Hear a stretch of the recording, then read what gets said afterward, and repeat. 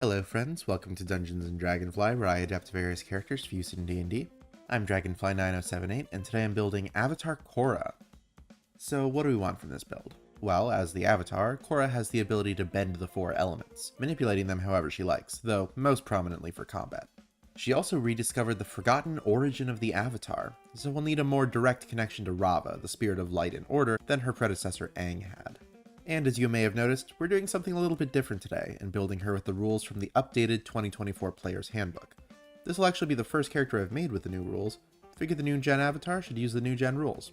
I'll be highlighting some of the differences between the two rule sets as I go. Looking over at ability scores, we'll be using the standard point array. If you want to roll for stats, that's fine, just make sure your dexterity, wisdom, and charisma are high enough to multiclass.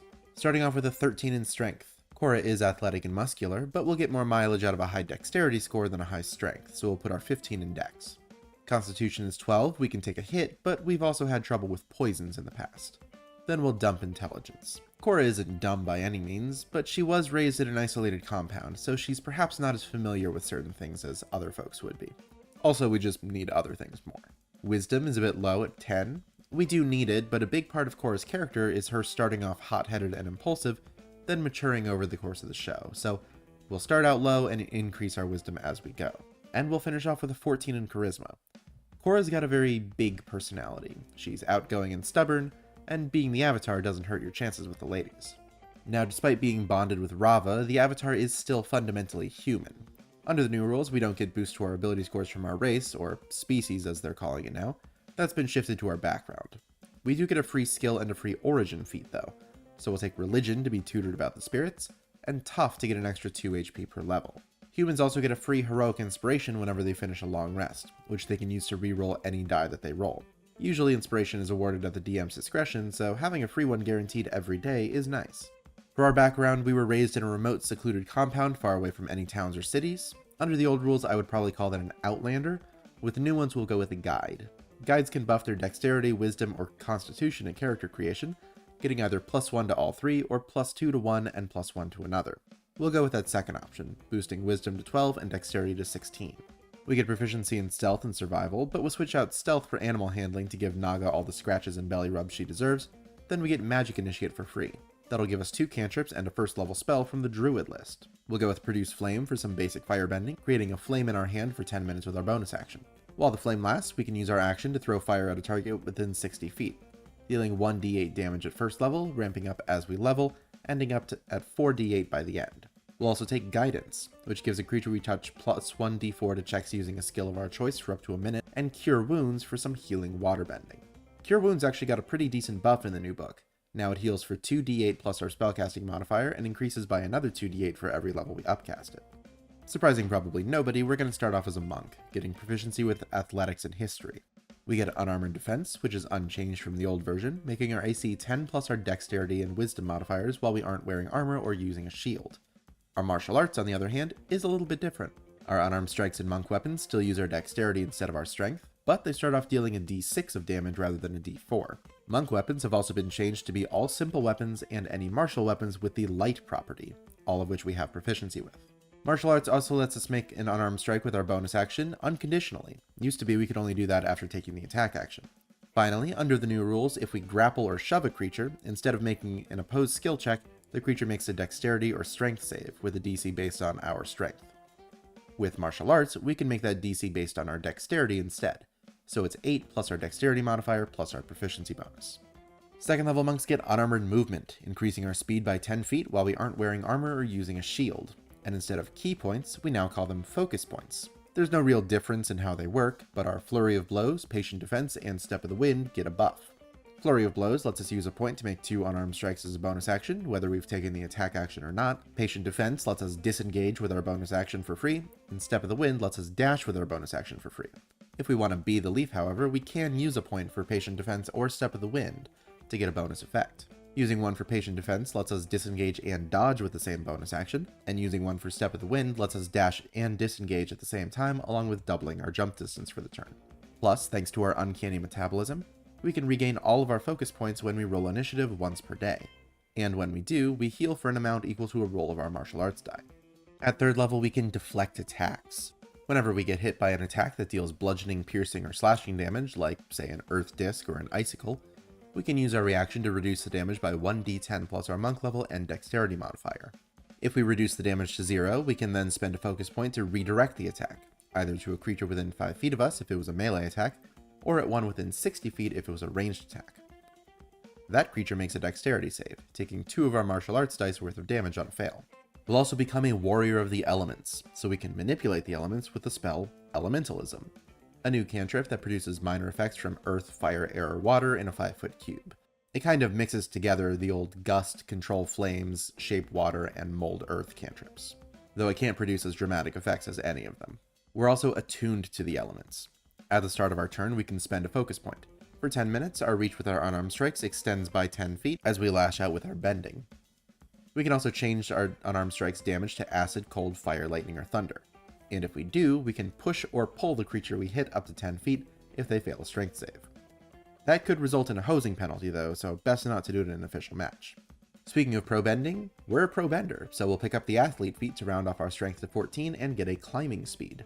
We can also stand from prone with only 5 feet of movement rather than half of our speed, make a running jump with 5 feet of run up rather than 10, and reduce falling damage we take by 5 times our monk level as a reaction. Though that's not part of the feat, that's just a separate thing that monks can do. At 5th level, our martial arts die increases to a d8, we can attack twice with the attack action, and we can make a stunning strike, which has been a little bit changed from the old rules. We can only do it once per turn, but even if they pass the con save and don't get stunned, it still affects them. On a successful save, their speed is halved until our next turn, and the next attack against them has advantage. On a failed save, of course, they're just stunned.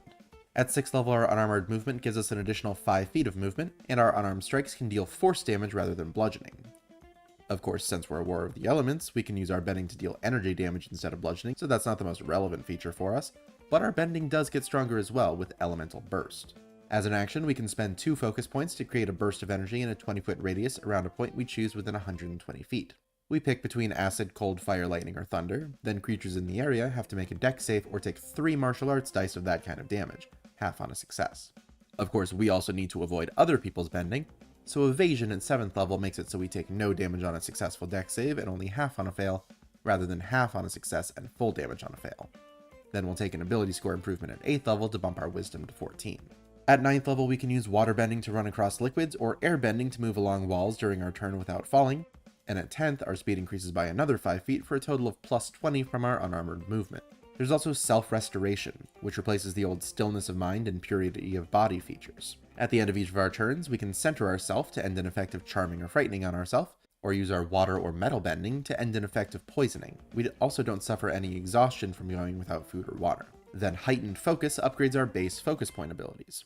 Flurry of Blows now lets us make 3 attacks rather than 2. If we use a focus point for patient defense, we also get 2 martial arts dice worth of temporary HP, and if we use one for Step of the Wind, we can carry a willing creature along with us as we move this turn. Our martial arts die increases to a d10 at 11th level, and our bending gives us Stride of the Elements, so we get a flying and swimming speed equal to our walking speed while our elemental attunement is active. 12th level boosts our wisdom to 16 with another ASI. Then with Deflect Energy, we can use our bending to redirect attacks that deal any kind of damage, not just the basic bludgeoning, piercing, and slashing, including most bending attacks, and even the spirit cannon of the giant platinum colossus. That's pretty much all we want from monks, so we'll pivot and finish off the build as a sorcerer. Unlike in the old rules, we don't get our sorcerer subclass right off the bat, but we do get spells. For cantrips, Firebolt, Ray of Frost, and Prestidigitation are pretty much unchanged, but there's a new spell called Sorcerous Burst that we'll grab as well. We make a ranged spell attack, dealing a d8 of our choice of acid, cold, fire, lightning, poison, psychic, or thunder damage, and the damage increases as we level up, maxing out at 4d8. But if we happen to roll an 8 on any of the damage dice, we can add more d8s for each 8 that we roll, up to our charisma modifier. So with our plus 2 charisma, we could end up dealing 6d8 damage. Burning Hands is a classic, a 15-foot cone of fire that deals 3d6 damage on a failed dex save. Fire is Korra's most used element, and the one she's most aligned with in terms of her personality. Then Ice Knife is similarly unchanged. We fire an icy dagger that deals 1d10 piercing damage on a hit, then whether we hit or miss, it explodes, dealing 2d6 cold damage to the target and creatures within 5 feet of them on a failed dex save. Sorcerers get a fun new feature called Innate Sorcery that we'll use as our stand-in for the Avatar state.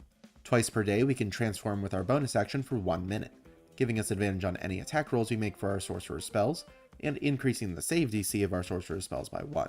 Second level sorcerers get a Font of Magic, a pool of sorcery points equal to their level that refresh on a long rest and that we can trade for spell slots and vice versa.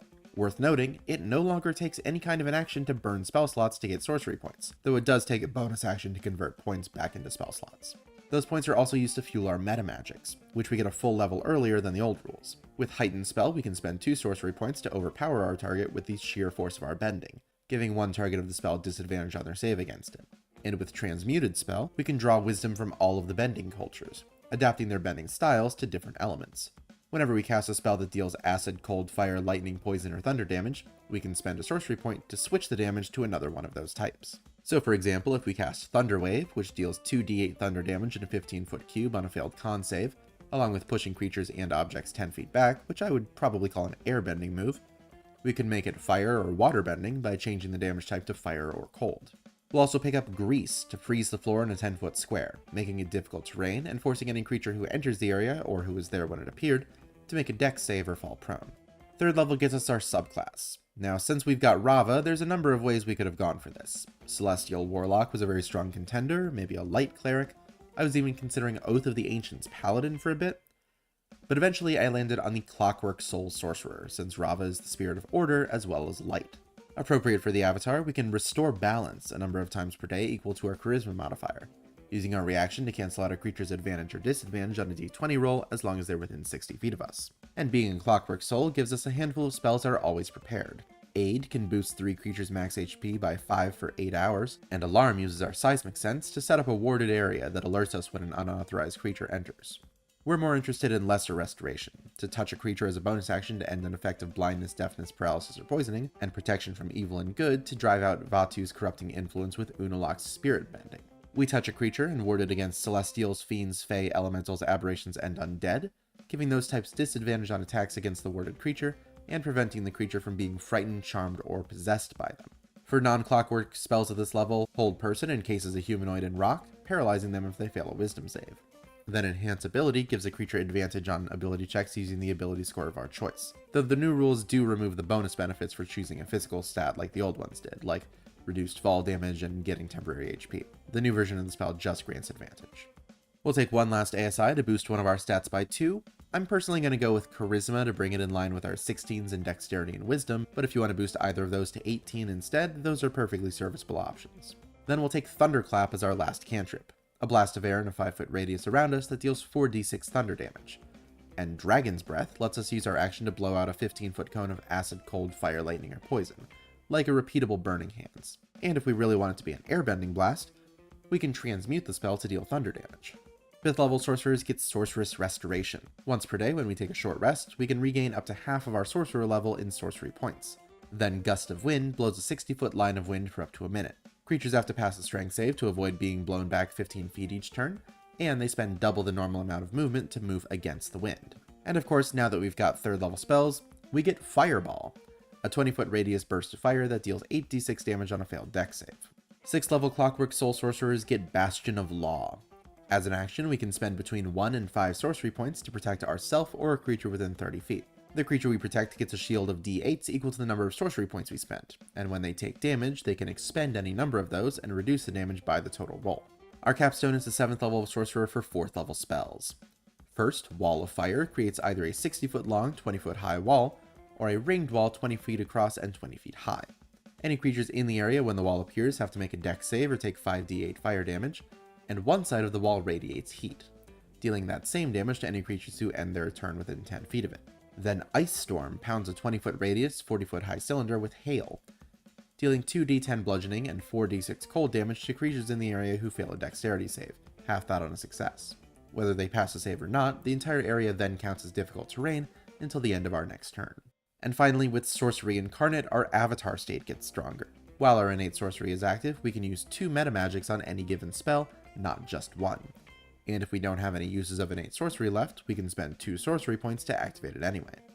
Now that the build is complete, let's take a look and see what we have done. Well, I would say that our number 1 advantage is our sheer versatility. We've got the monk skills to shine in melee, spells and elemental abilities to blast from a distance, a bit of battlefield control, and even some healing, plus the mobility to be wherever will be the most effective. That said, our best rolls are likely going to be damage based. We get 3 attacks in a round without using any resources, 5 if we do a flurry of blows, or we can just throw out Elemental Burst for 2 focus points. If we really want to mess someone up, we can activate our innate sorcery to boost our spell save DC, slap someone with a heightened hold person so they get disadvantage on the save, then on our next turn, pummel them with 5 unarmed strikes, all with advantage since they're paralyzed, and all automatically critting on a hit, again since they're paralyzed, for a total of 10d10 plus 15 damage in any combination of acid, cold, fire, lightning, thunder, force, or bludgeoning. On the flip side, our focus points regenerate pretty easily, but our sorcery points are another matter. Assuming we get a short rest during the day, we only get 10 sorcery points in a day without burning spell slots, so things like our Bastion of Law and applying multiple metamagics to our spells can burn through them pretty quickly. We've also got less skill proficiencies than I'd prefer, with no social skills to go with our +3 charisma.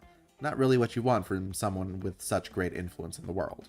Really, our stats are just kind of middling for someone who's meant to be one of the most powerful people in the world, and that's down to spreading ourselves a little bit thin. I started with decent strength and low wisdom because that's the more in-character choice, but a stronger build would start with strength at 10 and wisdom at 13.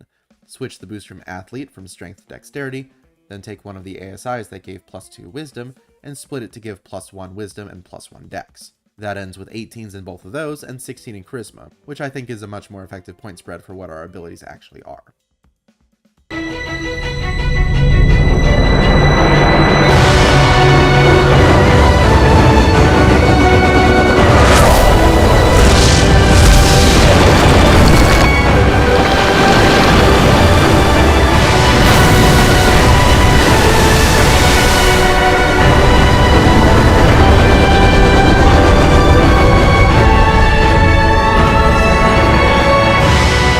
Thank you for watching, friends. I hope you enjoyed the build.